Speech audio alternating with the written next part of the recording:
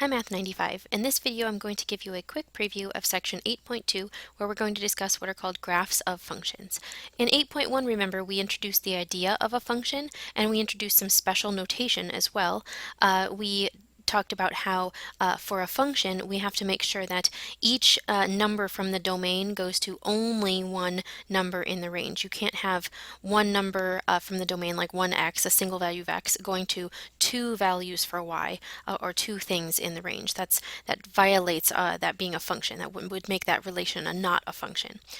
So in general here, when we want to talk about the graph of a function, we're talking about here the graph of its ordered pairs. And this is the exact same idea we had when we were graphing things like y equals 3x. So the graph of y equals 3x, remember, is just all of the points, all the ordered pairs x, y, that satisfy the equation y equal 3x.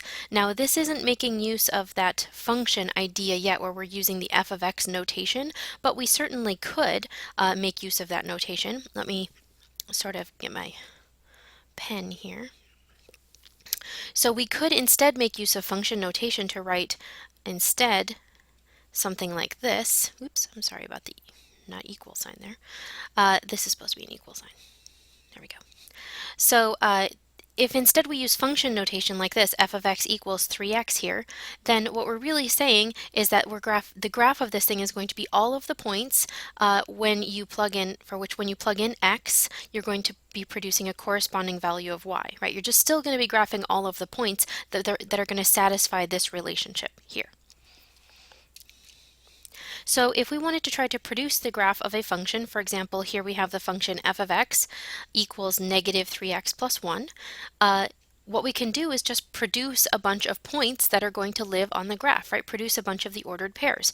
And how we do that is to say, okay, let's choose some values of x here that we can then figure out what the corresponding y value would be using the rule for the function. So here they've used y equals negative 3x plus 1. That's just emphasizing that you're getting a value of y when you perform this operation with a given value for x, right? So this could instead be written, this column here could instead be written f of x equals negative 3x plus 1, right? That instead could have been written right there. And that's what they're doing here. So for example, when x is negative 2, what is f of x? And this again could be f of negative 2, right? Equals f of x, which is negative 3 times negative 2 plus 1, which is 6 plus 1, which equals 7. So an ordered pair, or a point that's going to be on the graph of this function f of x, is the point or ordered pair negative 2, 7. And then we do the same thing for the rest of these x values. If x is negative 1, what do?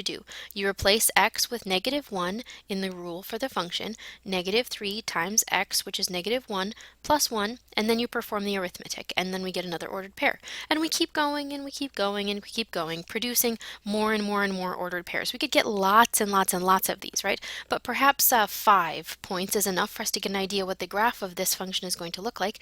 You might already have an idea what it will look like because you may recognize an equation of this form here.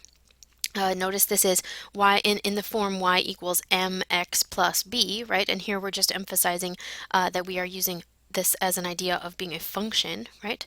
So let's see what the graph would look like. If we take all of these points here and plot them, we get something that looks like this, right? So we've plotted all of the points here, right? 0, 1, and then we've got our point negative 2, 7, and then we've got, if we go back a slide, negative 1, 4. Let's see that one. Negative 1, 4. Yes. When we plot all of those points, we see that they are actually making a line as expected, right? And so ideally what we'd like to do is remember that, for example, this point right here, this is the point negative 1. What is that? Negative 1, 1, 2, 3, 4. Yes. Oops. Let me get my eraser. Because we don't want it to say 9. We want it to say 4.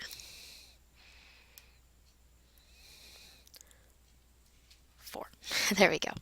Okay, that is the point negative 1, 4, and it's a point on the graph of the function, but because this is, we're thinking of this as a function, remember what this means is that for the function f, when you plug in or let x be negative 1, what does the function give you? It gives you the corresponding y value. It gives you 4, right? So this point being on the graph of f of x really just means this is true, that when you plug in negative 1, you get 4.